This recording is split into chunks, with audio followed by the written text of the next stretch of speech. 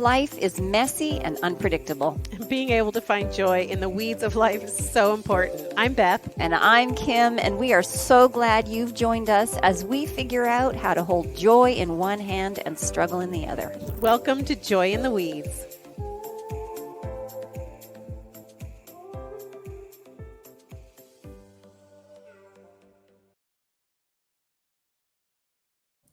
Good morning, Kim. Good morning. Sorry, I just had to fix my pants.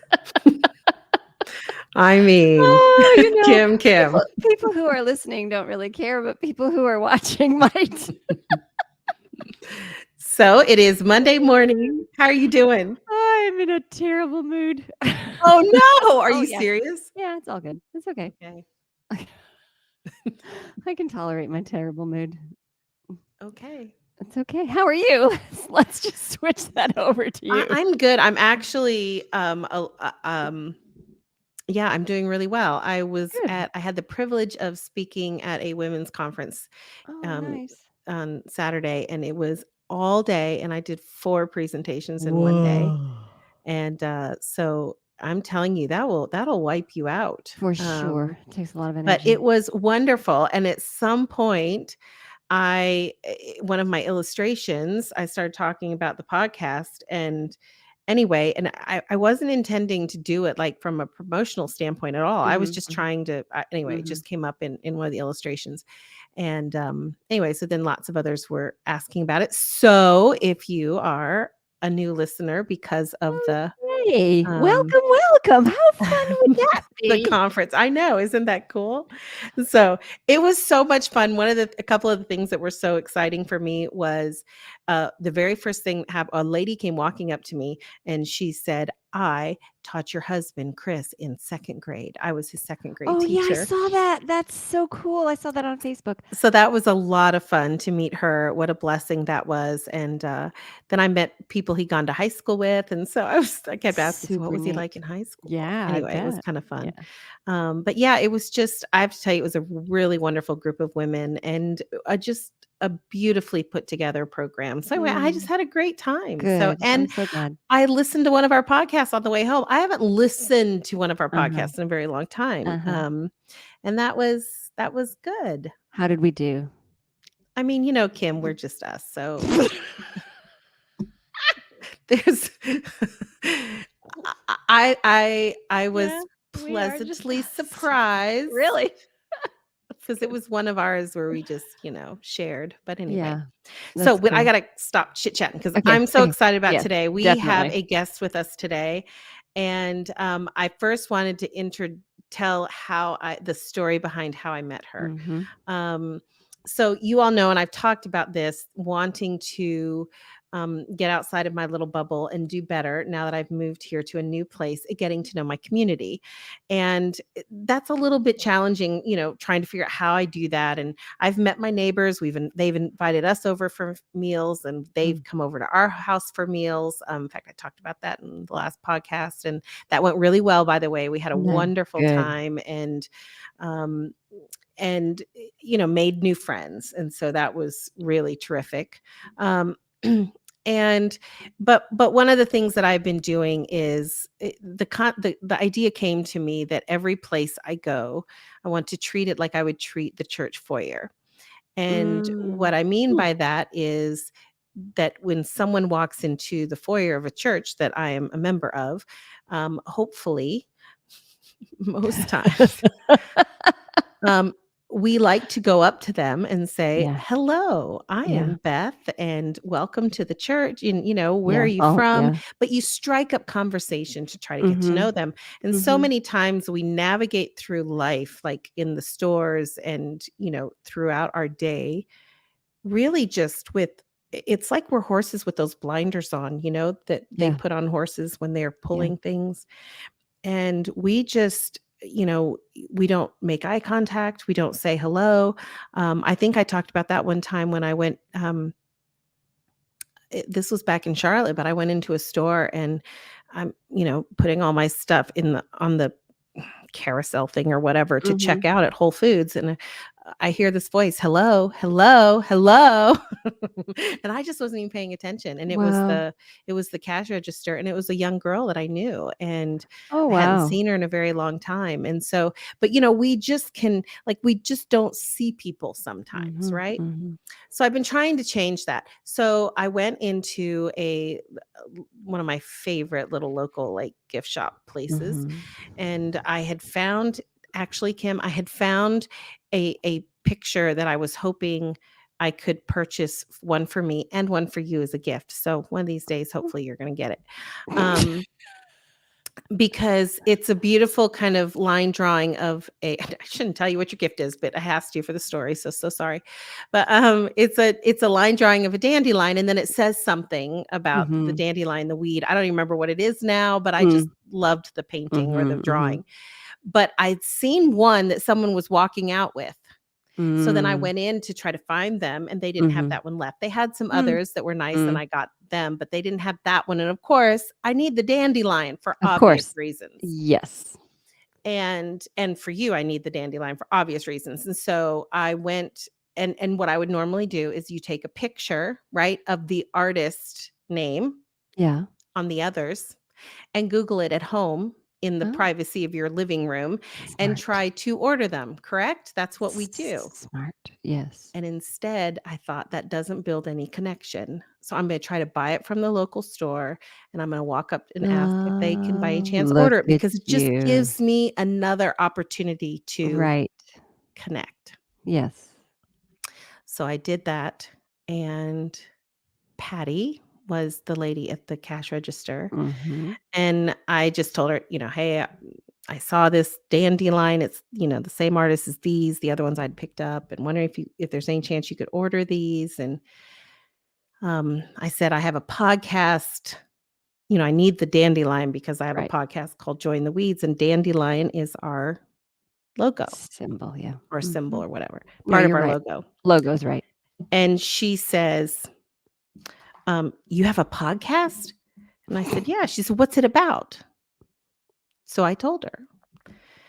And then she said, are you ever looking for people to interview? And I was like, yes. Wow. Why? And she said, because I know someone. And I said, she's a young woman, and she has written a book, and the book is titled Dandelion. Wow.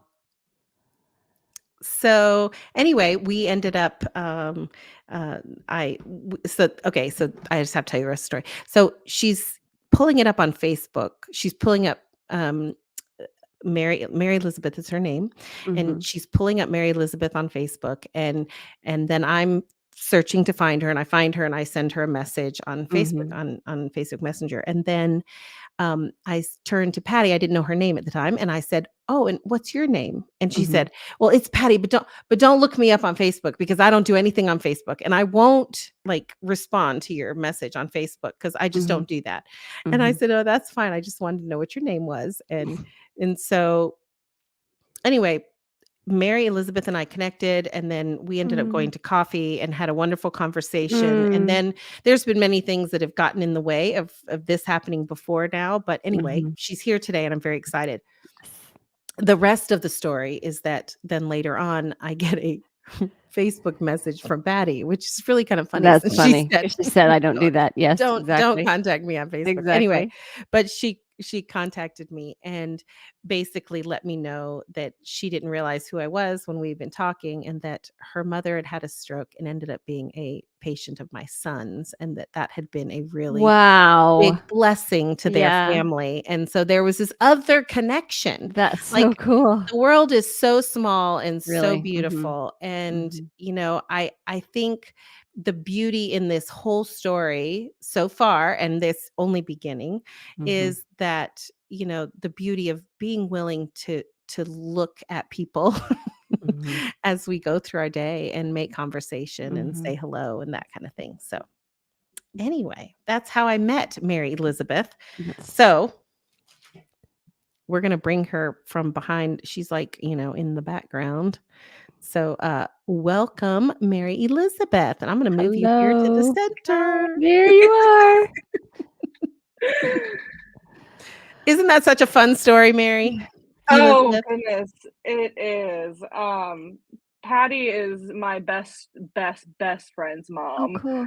Oh, okay. And yeah, so when I got your message, Beth, the first thing I did was called my best friend and I was like, is this one of your mom's friends? Who's messaging me? Oh, Like, funny. what is this Funny. about? And she said, I have no idea who that is. And I said, great, I'm gonna message her back. She was like, wait a minute. That doesn't sound very safe. I mean, she wasn't asking for my home address, just, Well, if I'd there written you a go. book. And so There I you, was like, oh, all well, right, okay, that's fair. yeah. Yeah. So I'm Well, very glad that we were able to connect and yeah. yeah, it's so exciting. It's so cool. It's just so fun how it all worked out. I really believe it was a God thing. So I'm just very Yeah. thankful that you're here, Mary Elizabeth. So Mhm. we're going to let you, like we usually do here, go ahead and introduce yourself and share with us. I'm just going to hold it up here first of all, just to get started. This is her book, Dandelion. You can get it on. Is that backwards? It is. No, It? I No, see it's it. not. I see it. I Oh, see it okay. right. And you can purchase it on Amazon. And so yeah, go and get one. I would love for many of you to get one, please. So go and order one. And we'll talk a little bit more about the book in a little bit. But yeah, Mary Elizabeth, first of all, I love your name. So if I say it over and over and over again, it's because I love saying it. My sister's Actually, name is Mary and my name is Elizabeth, my middle name. So I just feel like you're like, me and my sister. So anyway, so yeah, welcome. Tell us about yourself. Thank you. Okay. I guess to start, I've been writing since before I could hold well, not before I could hold a pen, but since before I knew how to write words. Wow. I just have a very distinct memory from my childhood of having this pink fuzzy journal that I loved so much. And I had a blue pen and I was scribbling in the journal and I can see it. There were no words there. It was just scribbles. Wow. I was probably talking crap about my brothers, but it doesn't matter because I was writing and that's what I've always done. Every hard situation and every just everything I've turned to writing as a way to cope and a way to help me understand things. And even when Patty's daughter got married, Hannah asked me to give a speech at her wedding, and I was like, you are out of your mind. And then she reminded me that she gave one at mine, and that's just how this works. And I did not, but I wrote them a poem and read the poem at their wedding. Writing has just always been my thing. And so I tried in high school and middle school to write books and stories, and I just did not succeed. I could never finish them. I would get started, have a great plan, and it never worked out. And I picked up a book in college, and it was a poetry book, but it was in a newer, I guess a newer style of poetry called confessional poetry. I'm gonna butcher her name. I think it's Ruby Kaur had written, and she kind of helped pave the way for this style of poetry. And I read her book pretty much cover to cover, and I said, that's it. That's the kind of writing that I can do. And I came home and I started drafting Dandelion that day. So what is confessional poetry? Give us. It's sorry. No, go ahead. It is not, I'm gonna tell you what it's not first, and then I'll tell you what it is. It is not like the original style of poetry that is long and it's beautiful in a different way. Okay. So the poems, they don't always rhyme. They are often shorter, sometimes just 2 or 3 sentences. Okay. They can be, they can be 2 pages, they can be 2 or 3 sentences. It just kind of depends, but it's not the longer rhyming type style poetry. Okay. So why the word confessional? Because typically, you are taking a emotion or a feeling or a situation and writing a snippet about that to let the reader in on what that was like for you, but not giving away all the details. Okay. So when one would read confessional poetry, we would, because of how it's written, we would have a some insight into what that experience was like, though we may not have all the details and the context of that experience. It would be more, is it more emotional context? Yes, it's more emotional context, and it's often, for me personally, it was built around being able for the reader to be able to connect their story and their struggle to the words that I've written.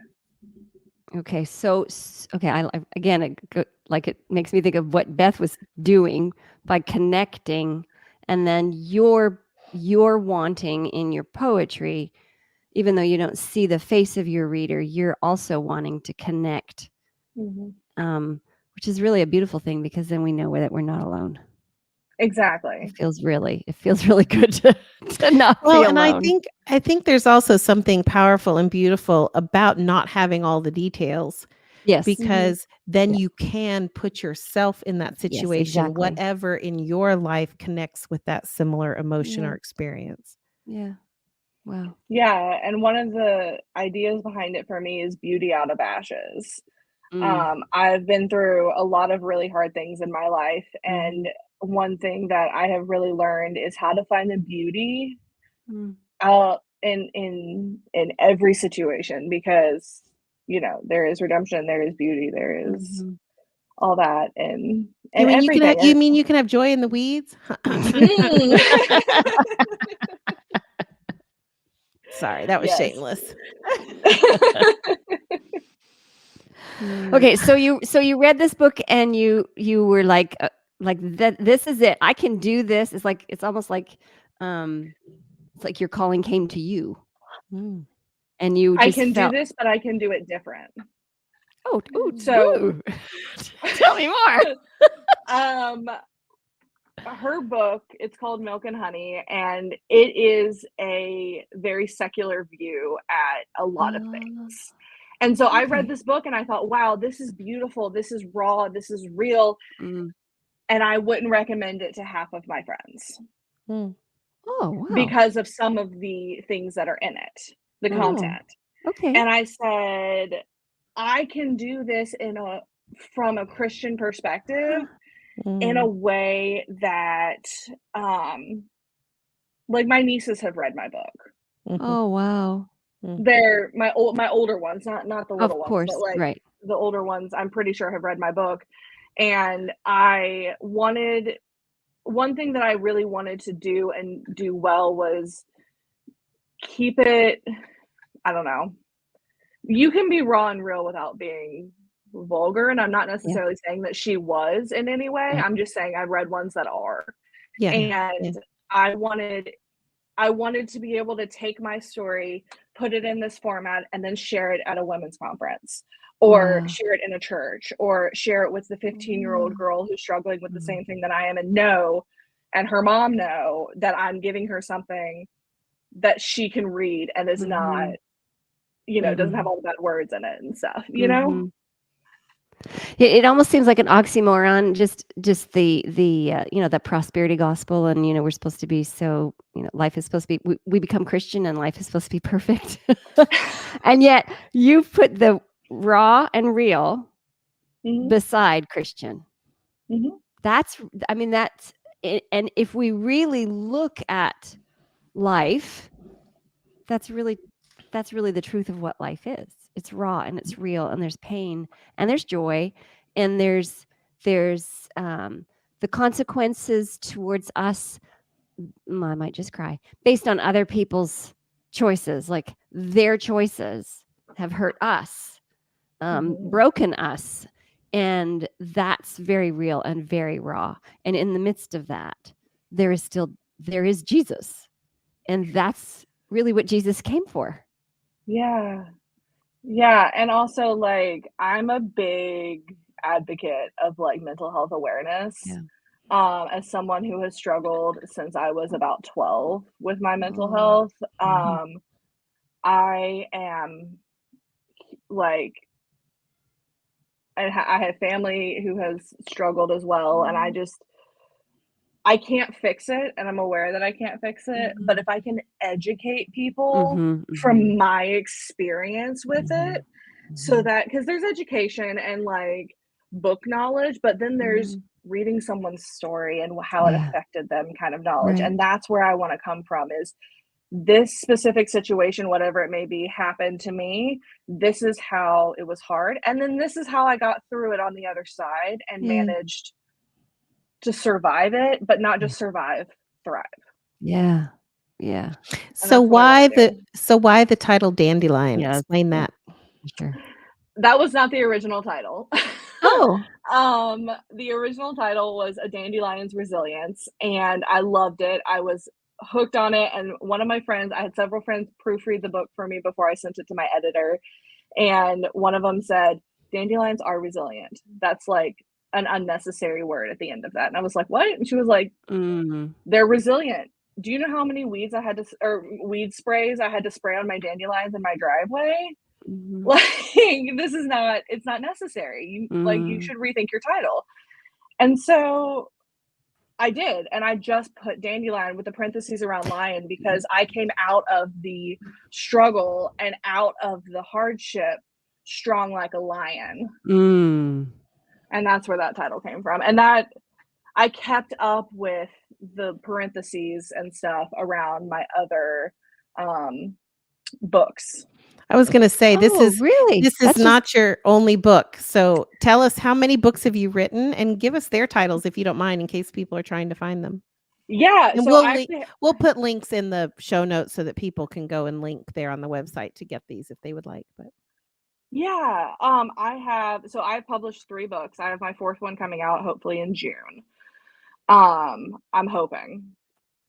And Dandelion is the first one, and I've actually republished it with illustrations, which is really fun. Nice. I have them, if I can show them, if that's okay. Yeah, go ahead. This is the new cover of Dandelion. And then I have this kind of like the sequel, I guess you could say, is Wildflower.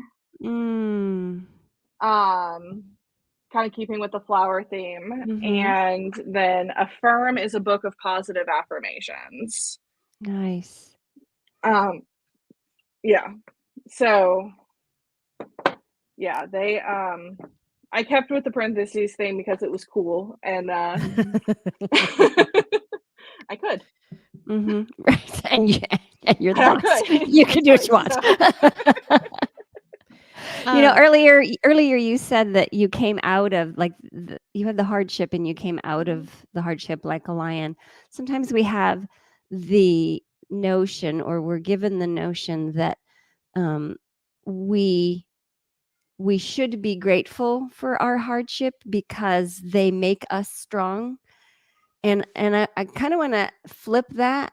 Mary Elizabeth, you were a lion before your hardship. Your hardship did not make you a lion. That lion was inside of you already, and you accessed that to come out of the hardship. The other way gives the hardship too much glory. Exactly. Yeah. Exactly. We give too much credit and glorify our hardships. Hardships suck. Well, and a lot of it is evil. Let's be real. And it is, right? it is a way. Yeah. It is a way for Satan to take us down. And God has already provided us with the strength inside in order to rise, and the beauty comes in the midst of the ashes, because the beauty is already there. It's funny that you say that. I wrote something very similar to that. Did you? It was more of like a 5-page fictional something, just kind of for my own processing. And I put myself and my character's name as Lamb. And at the very end of the story, Lamb looked in the mirror and realized that she wasn't a lamb, she was a lion. Wow, that's cool. Yeah, that was pretty cool. That's really neat. Wow. That's awesome. Do you mind if we read a couple poems? Would that be okay? Sure, not at all. Or do you want to read? Do you want to read a favorite? Do you have anyone in particular in Dandelion that you would like to share? Yeah. Let me just say this. You have it, I love this because you have it divided into 8 sections. Is that correct? Yes. And the first section is loss, and the last section is joy. And there's a lot in between. So, and it's I really love the way you have it organized. I know you said that in the first copy, which is the one I have, the original printing, that the font was too small. And it's really tiny. For my poor old eyes, it's really tiny. It's really small. It is really small. But can I tell you, there's something about it that I found also be really powerful. So I just want people to get a visual. This is, and I don't know how the new one is, but maybe you can show it. But anyway, but this is the old one. And as you can see, like there's a whole lot of empty page, and then just the little, the words. And what I found really powerful about it, I'm a very visual person, very visual. And how do I say this? I guess I felt like in some ways it just speaks to a lot of times when we've been through the hardships and the stuff, the ick, we feel kind of small. Does that make sense? And there was something really kind of powerful about that for me. So anyway, I just thought I'd share that. But yeah, do you have one you would like to share? And then Kim and me, I'd love for us to each kind of, Yeah. Go ahead. So probably my favorite, mostly because the meaning behind it. Okay. Is, I'll just read it. It's tiny faces ranging in size, calling me by name, begging me to be there and play, or even just to be. That's my reason to stay. And I called that one nieces and nephews because my nieces and nephews, I have 16 nieces and nephews. Yeah. 12 on my side, 4 on my husband's side. And I became an aunt when I was 12.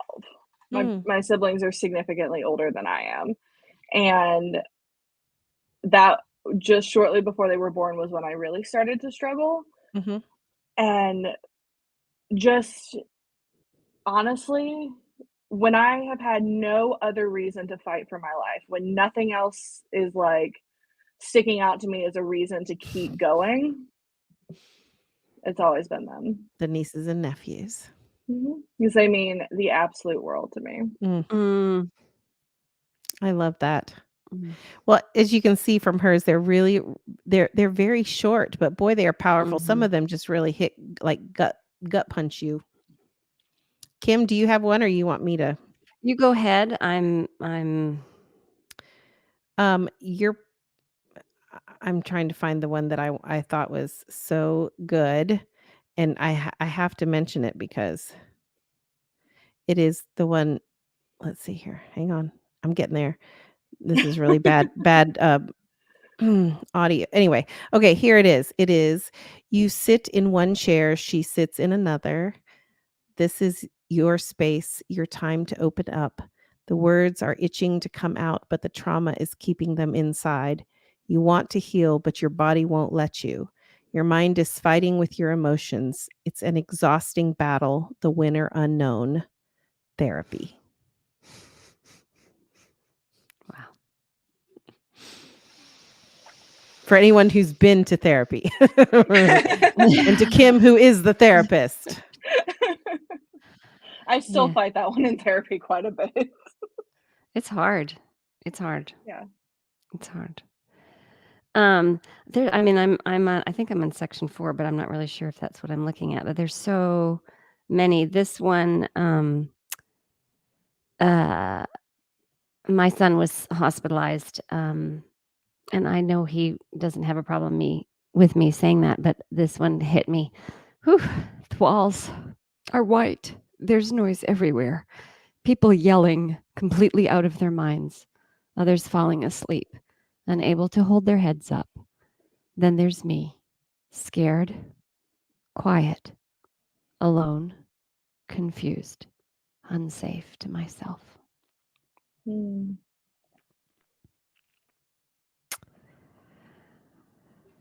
And then the next one, freedom.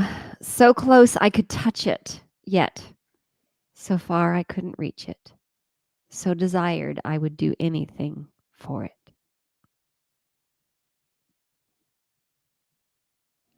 Yeah, and that's powerful, powerful, powerful. So I sent your book to a friend of mine who's had she's a remarkable woman. She's a speaker. She leads a lot of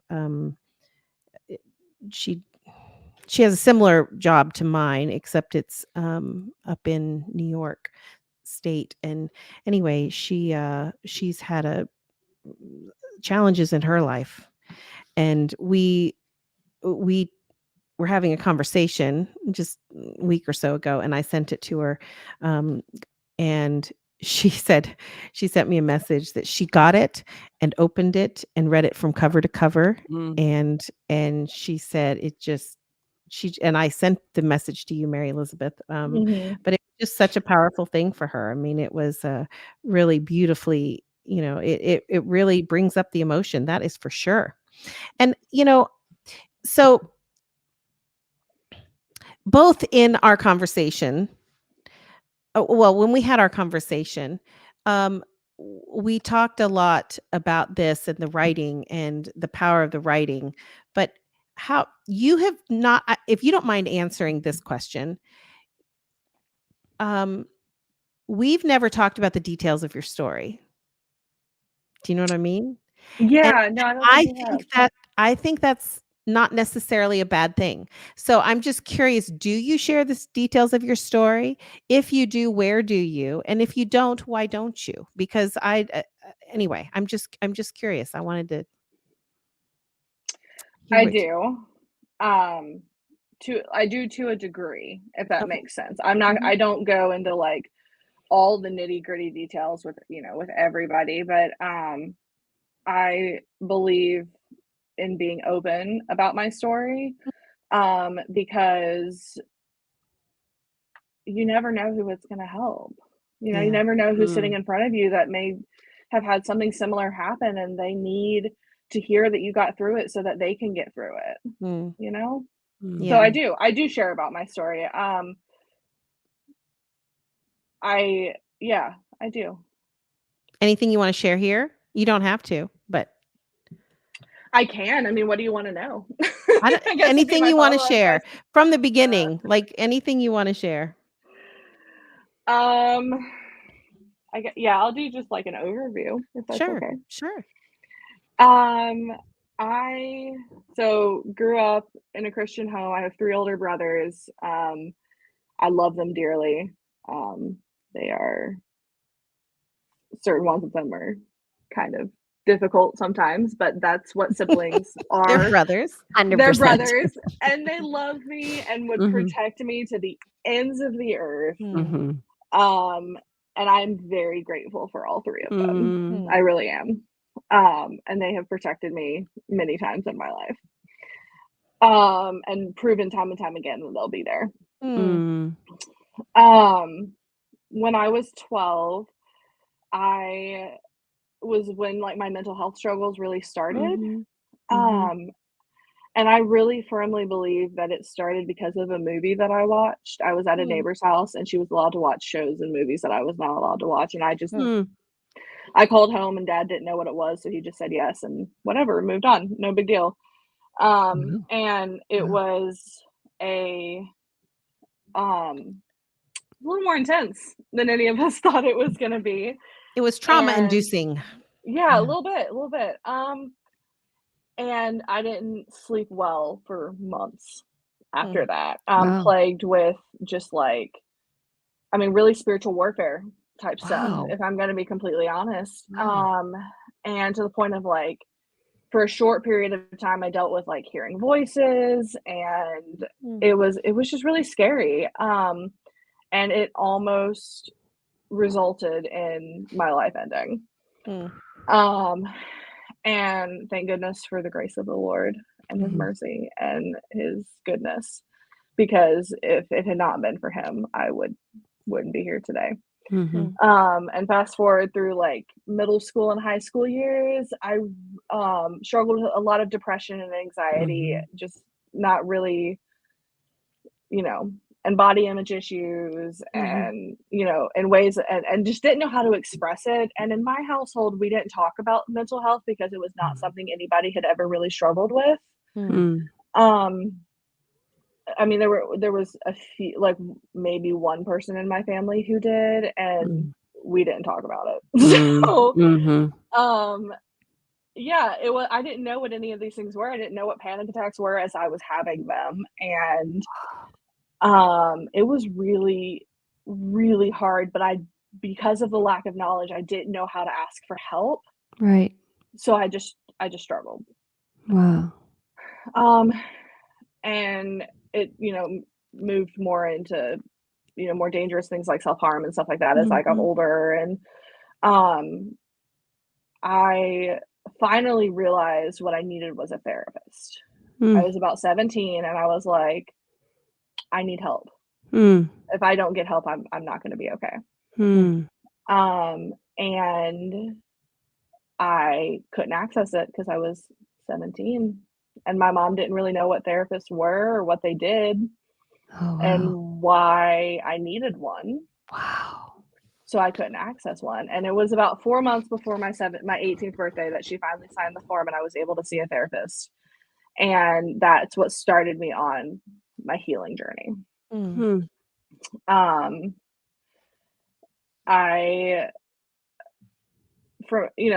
Just medication, and which is, anybody who's ever had to deal with psychiatric medication or known someone who's had to deal with it knows that is an up and down roller coaster until you get settled on meds, and it can take years.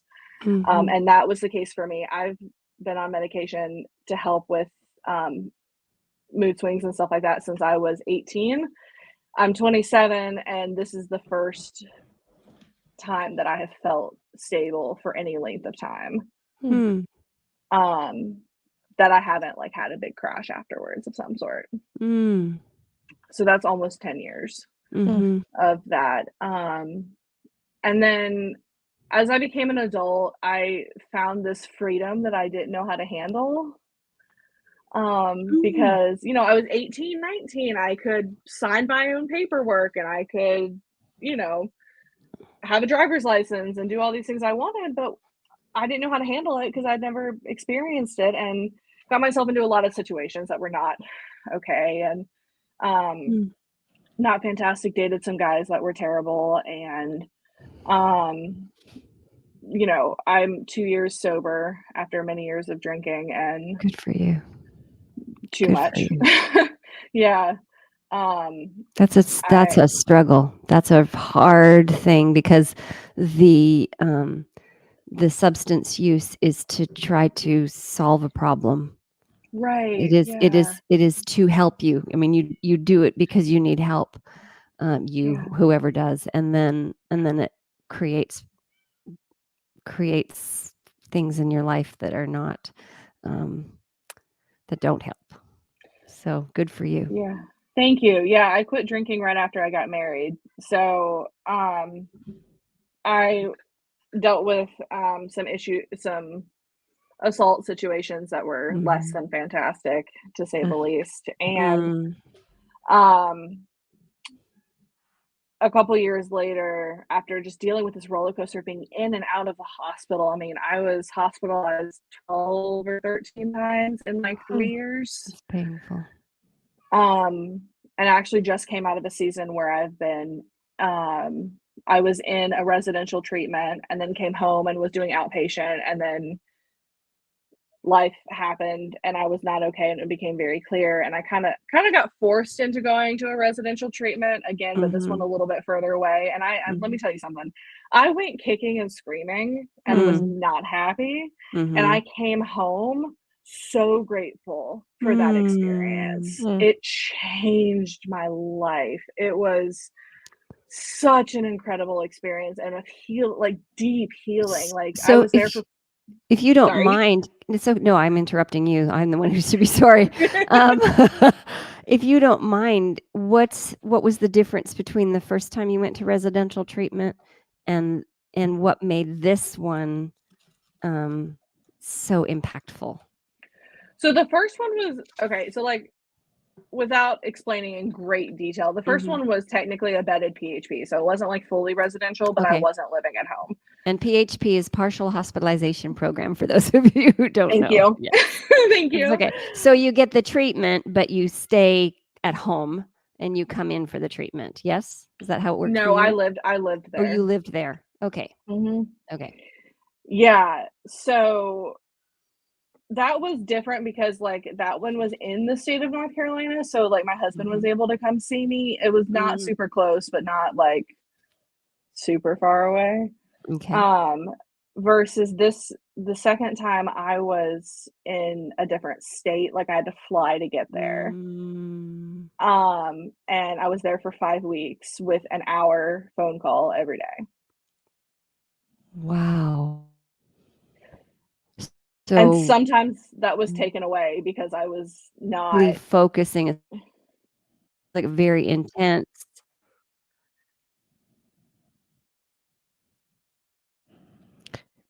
Kim, you're breaking up just a little bit, so we'll keep going. Hopefully you're gonna come back. There you come. Oh, I'm sorry. You're still a little frozen. Okay, so sorry. You're coming back. What to do? You're coming back. Okay. So in the PHP, was it? I'm putting my stories like what I'm assuming happened in the PHP. Was it more coping skills, and then when you went out of state, was that more in-depth healing? Is that one of the differences? So that was the differences, but also the PHP was more like eating disorder focused. I have an eating disorder. And so that one was more like at the beginning of this, it was like a 6-month period of time, basically, where at the very beginning I was in PHP and I was dealing with like mostly eating disorder and then some mental health stuff.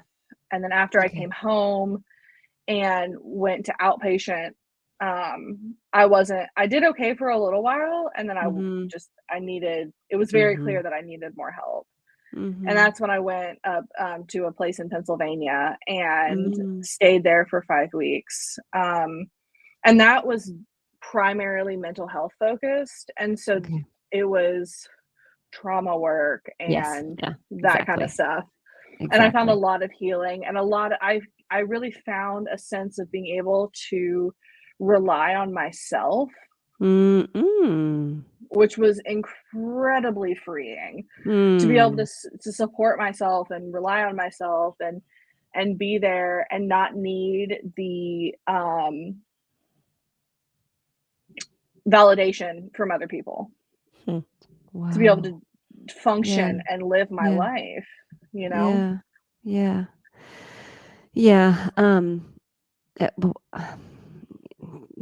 I got lots of things going on in my head, but I don't need to say them out loud.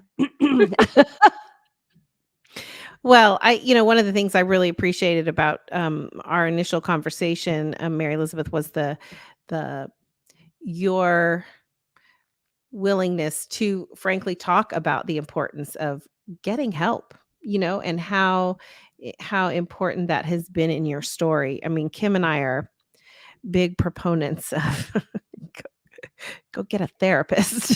Get thee to a therapist. Go to treatment. Do what you need to do. There too many times especially, sadly to say, especially in the Christian community, we want to, attribute, well, just to say things like ridiculous things, like just pray more, or, or you it don't is. have enough faith. This is happening because you don't have enough faith. Yeah.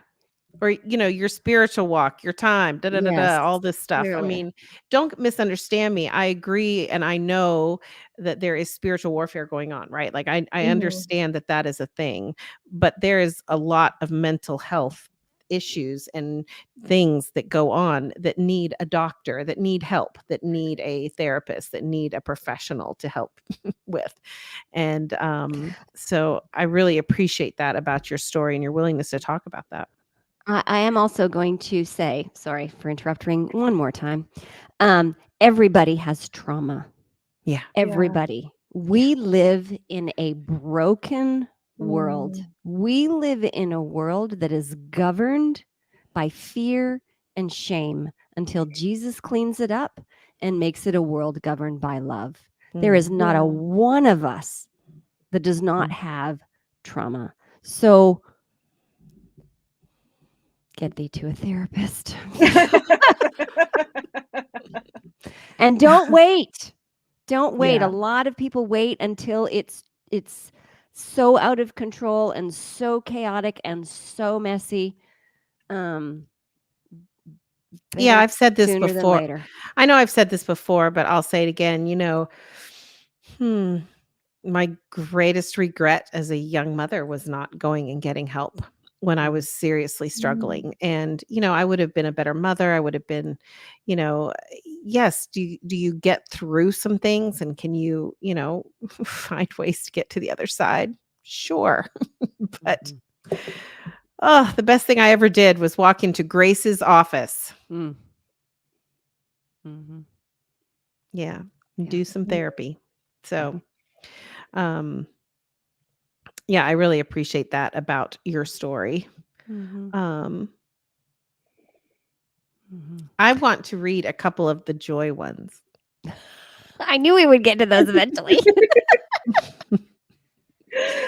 Mary Elizabeth, we always kind of go back and forth. We always joke about the fact that Kim says she's the weeds and I'm the joy. Yeah. It's not what you think by that. It just means she's a therapist. Get into the pain and let's just figure it out, and just let's just sit there for a while. And I was going to school to be a therapist before were you? life hit the fan. Yes, that was my goal. Wow. Well, I think too, being a poet, I'm sure that there are, similarities there, because there's a willingness to, kind of dive into it and sit in it and feel it and experience it, or else you can't get this kind of thing out on the page. Sure. I mean, that's not possible to do one without the other. I, on the other hand, am all about kind of having fun. But you all need me. Yes, we do. Yes, we do. So I'm going to read two of my favorites. Well, are these my favorites? I don't know. I've your book is very dog-eared now, but anyway, these are two that I'm going to read. I find my joy in the aftermath of messy healing. I find my joy in the little day-to-day pleasures. I find my joy in the healthy conversations. I like that one. I find my joy in the Lord and all he has done. I find my joy in feeling whole. Find your joy. That's one of my favorites. I should have ended with that one, but anyway. That's beautiful. The next one I'm going to read is The Process. Kim's going to like this one. The process is messy. The product isn't perfect. Nope. The pain is real. The joy that comes can be too. Don't give up. Don't give in. Fight for it. Fight for your life, because you are worth fighting for. Don't give up. I think my favorite line in that is you are worth fighting for. Because so many times life tells us that we're not. Yeah, and that I guarantee that if anyone is listening to this podcast, if only one person is listening to this podcast,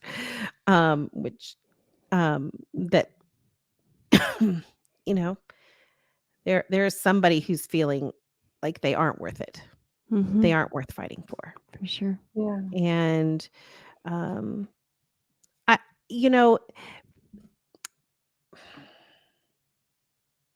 like Kim was saying, we live in this world of shame and what was the other word? Fear. Shame and fear. Ugh, those are two really icky words. I love you, Beth. I resonate with them, right? Like I know I have felt a lot of shame and a lot of fear. In fact, the podcast of ours that I just listened to on my way yesterday, we talked a lot about shame and fear. And those are two, two words that I have experienced a lot. And so many times the messages that come with those two words put us in a place where we really don't believe we are worth the work. Like, why go through all the hard work? Why? It's kind of like this. Like, okay, I don't like exercising. I really do not in any way enjoy exercising.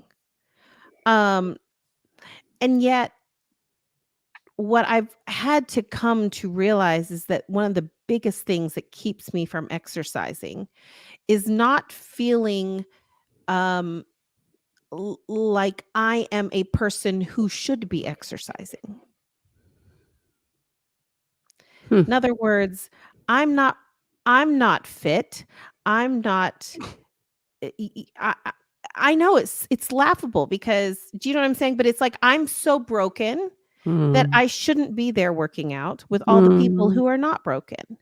And even at home, why should I sit here and try to do these ridiculous things that I'll start a video or start something and then it's so hard for me. And so obviously I wasn't made to do this.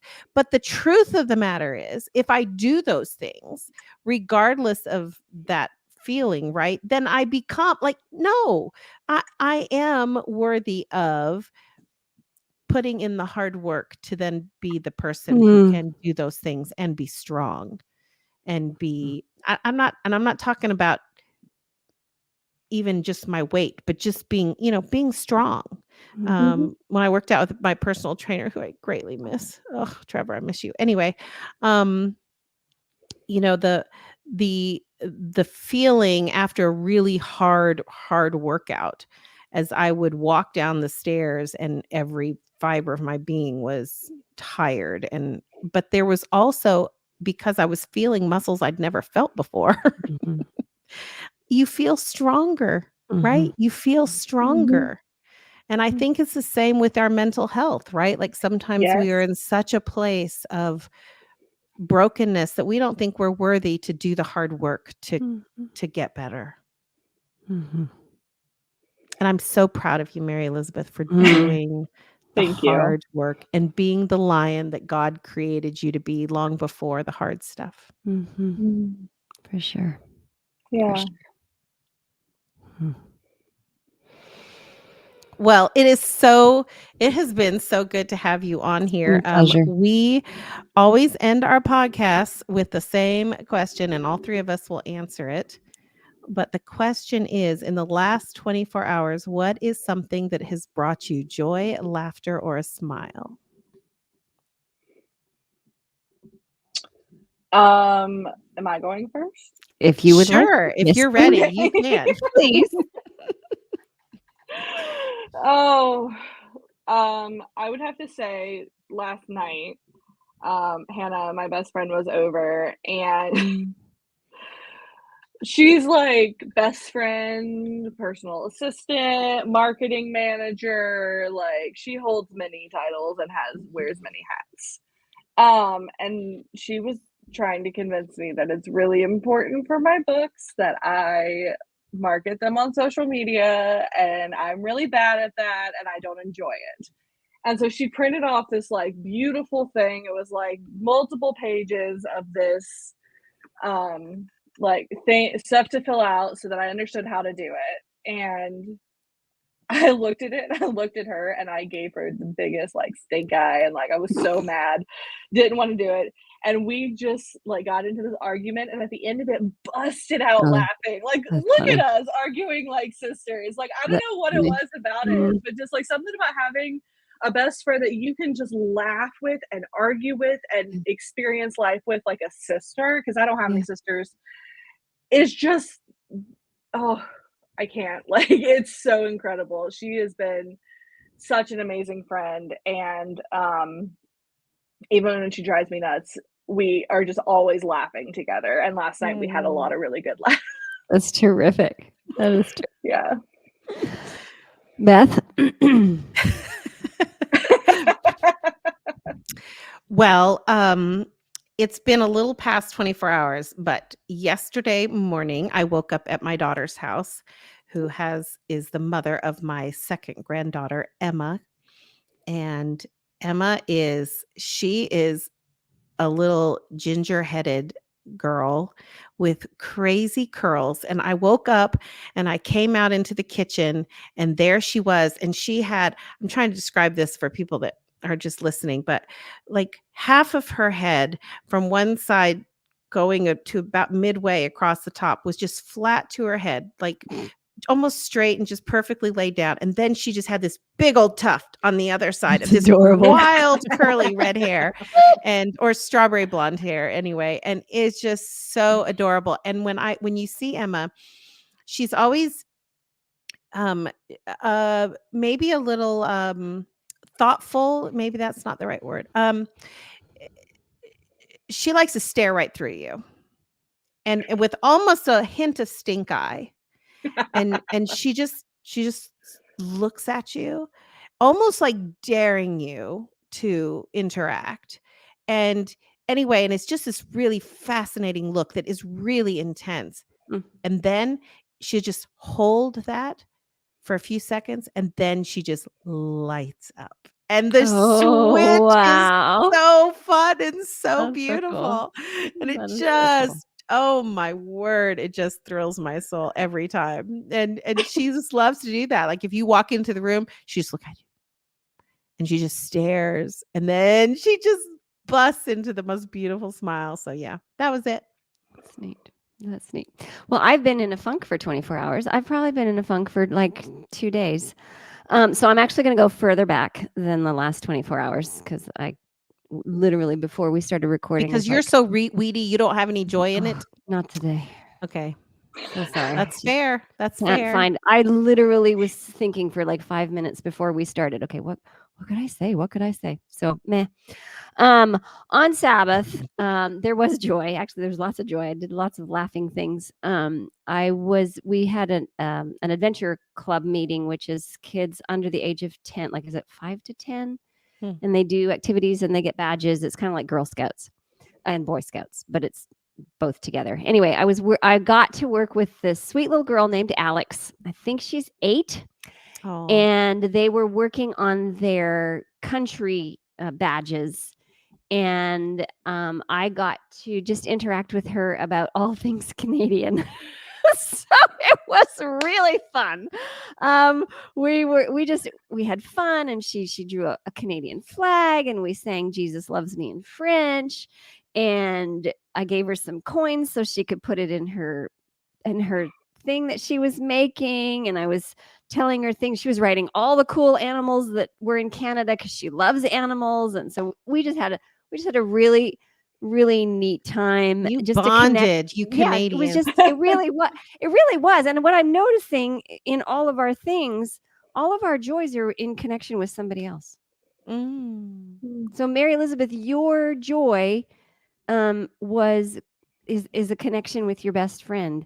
And Beth, yours is this connection with your granddaughter. And me, it was this connection and this bonding time that I had with Alex. So I just think that's pretty cool. That is really cool. It is a great reminder that all of us also have the capacity or maybe have opportunities to be joy with other people or not. Okay. Anyway, hey, Mary Elizabeth, hold up your book one more time so people please. can see it. If you're visual, that makes it easier. Yeah. We will put the beautiful. link in the show notes. So if you're listening to this, you can go there to find it. The link It's called Dandelion. Dandelion. You can find it on Amazon. I just pray that people will go and order this book. It is worth it. Yeah, it is. I think it also, if you know someone who's been struggling or has, which is pretty much all of us.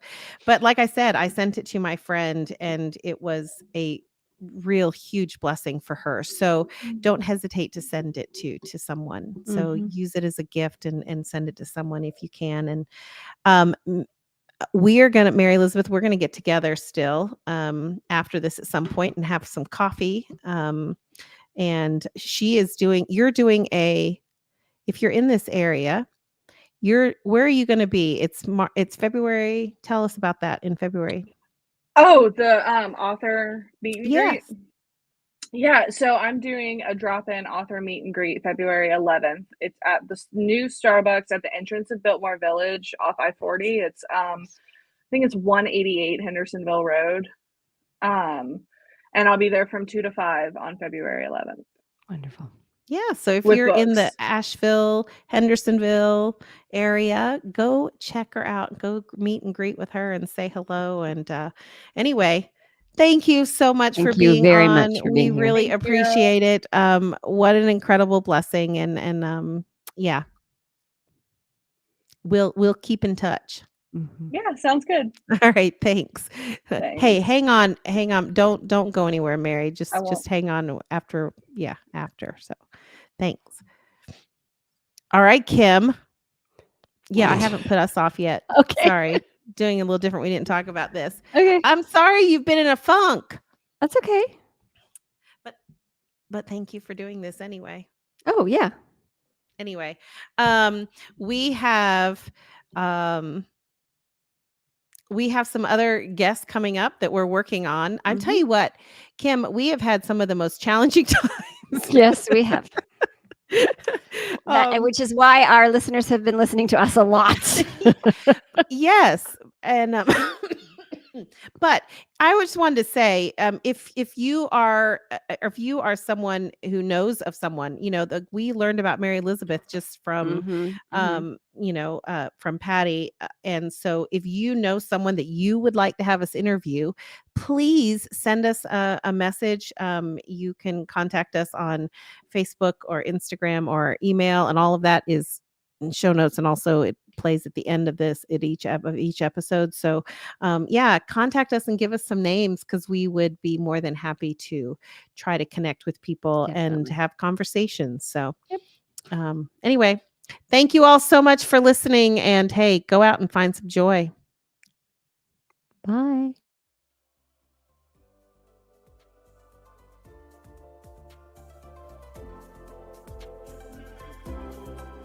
Thank you so much for joining us today. We would really love to hear from you. So please find us. We're on Facebook and Instagram. Just search for Joy in the Weeds. You can also email us. Our email address is joy@carolinasda.org. That's joy@carolinasda.org. Now, we hope that today, as you navigate the weeds, you will also hold on to moments of joy. This podcast is a production of the Carolina Conference of the Seventh-day Adventist Church.